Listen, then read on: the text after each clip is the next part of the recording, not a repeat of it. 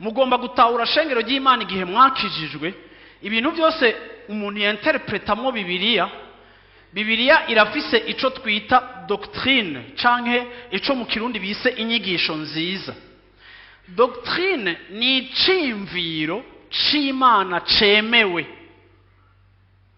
Rero iyo umuntu ariko arakwigisha ijambo ry'Imana udatahura inyigisho y'ukuri canke udatahura doctrine, birashoboka yuko wowe ushobora kugumbira inyigisho y'ikinyoma, kuko ikikumenyesha ko inyigisho ari y'ukuri canke ari ikinyoma ni doctrine.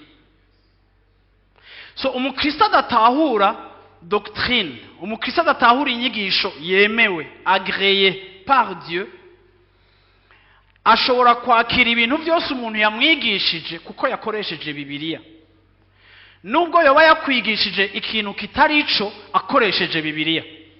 Kuko ndagomba kubabwira yuko Satani arazi ko Imana ihari, kandi Satani aremera Imana, kandi n'igihe Satani yaza kuganiriza Yesu yakoresheje Bibiliya.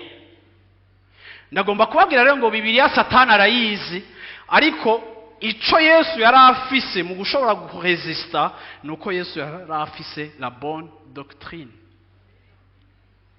Igitabaye canke icatabaye Yesu ni doctrine imutera kuvuga ati Satani iyi verse naho umbwiye ngo ndagupfukamire urampa amahanga, interpretation bihaye siyo, kuko biravuga ngo dupfukamire Imana kandi dusenga Imana yonyene.